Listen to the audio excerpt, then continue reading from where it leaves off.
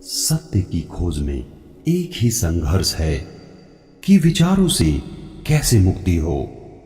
सभी ध्यान विधियों का भी यही लक्ष्य है कि विचारों से मुक्ति कैसे मिले, क्योंकि जैसे ही विचार रुकते हैं वैसे ही तुम देखने में समर्थ हो जाते हो। जब तक विचार है तब तक आंखें धुंध से भरी हैं, जैसे दर्पण पर धूल जम जाती है, ऐसे ही हमारी चेतना पर विचारों की परतें जम जाती हैं। अगर तुम गौर से अपने विचारों को देखोगे तो एक बात निश्चित रूप से समझ में आ जाएगी कि बहुत ज्यादा विचार नहीं है तुम्हारे भीतर। कुछ ही विचार हैं जो बार बार मन में उठते हैं। इस तरह विचारों के आने जाने से एक लीक बन जाती है। उस लीक पर मन घूमता रहता है। और अब यदि मैं विचार को शून्य करने के उपाय के बारे में बात करूं तो एक ही उपाय समझ आता है, और वो है साक्षी भाव। विचारों के प्रति साक्षी भाव को साधना, विचारों के प्रति पूर्ण सजग हो जाना।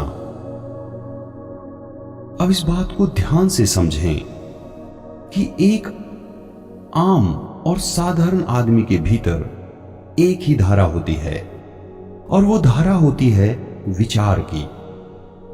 उसके अंदर दर्शन सोया रहता है, और जो साधक होता है उसके अंदर दो समानांतर धाराएं होती हैं। एक धारा होती है विचार की और दूसरी धारा होती है दर्शन की।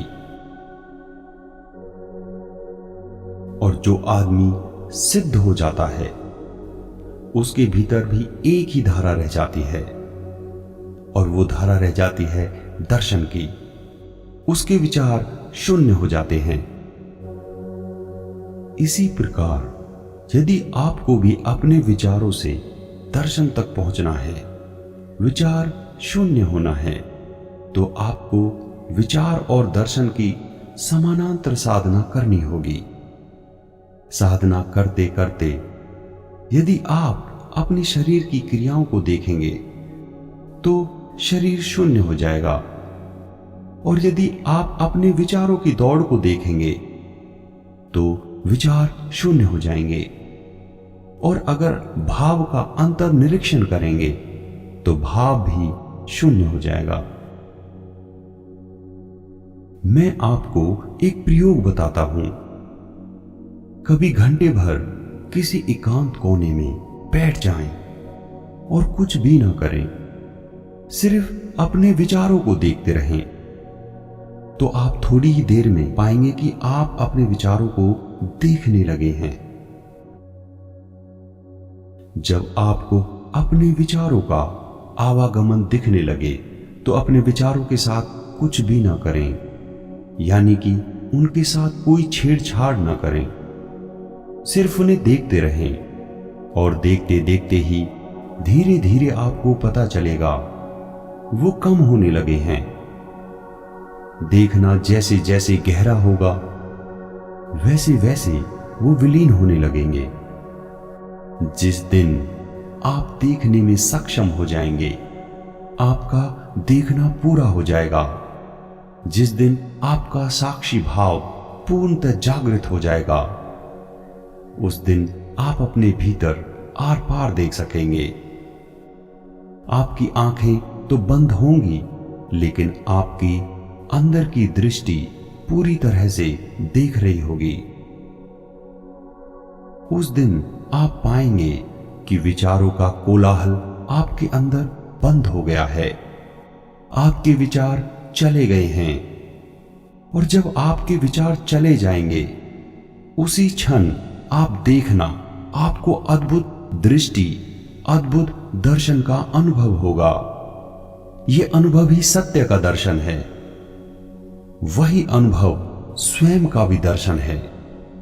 स्वयं के माध्यम से ही सत्य को जाना जाता है, और ये भी सत्य है कि असत्य में होना दुख में होना है, अज्ञान में होना दुख में होना है, और सत्य की उस ज्ञान दशा में कि मैं देखने वाला हूं, उस ज्ञान दशा में आनंद उपलब्ध होता है।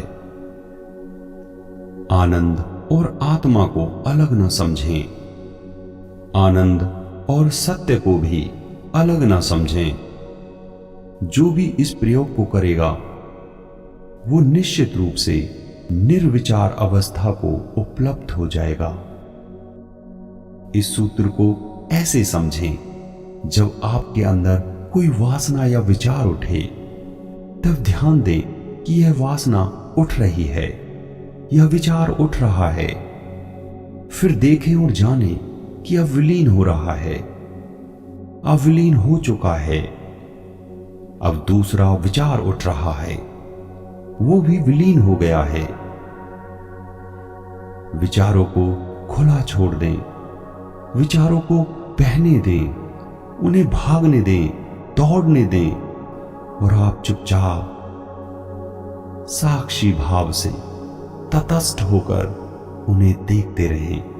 आप कुछ भी ना करें, उनके साथ कोई छेड़छाड़ ना करें, उनमें कोई रुकावट न डालें, उनका दमन न करें। यदि कोई विचार आता है तो उसे रोके ना, और यदि कोई विचार न आता हो तो उसे लाने की चेष्टा ना करें। आप मात्र उसके साक्षी बने रहें। यह विचारों से मुक्ति की दिशा में एक आवश्यक अनुभूति है। अगर हम खड़े होकर देखें तभी विचारों की व्यर्थ भाग दौड़ का पता चलता है। जो उनके साथ ही दौड़ता रहता है वह विचारों को कैसे जान सकता है। और आपके अंदर ये बोध जग जाए, ये बोध उठ जाए कि मैं विचार नहीं हूं, तो विचारों के प्राण टूटने लगते हैं, विचार निर्जीव होने लगते हैं।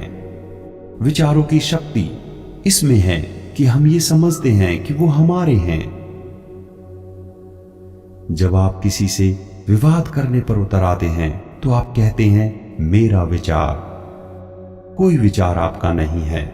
इस सत्य को जान लें, इस बात को ध्यान से समझ लें। सब विचार अन्य हैं, दूसरे के हैं, पराये हैं, वो आपसे अलग हैं। जब आप अपने विचारों को साक्षी भाव से देखते हैं तब अनुभव होता है कि विचार अलग है और मैं अलग हूं।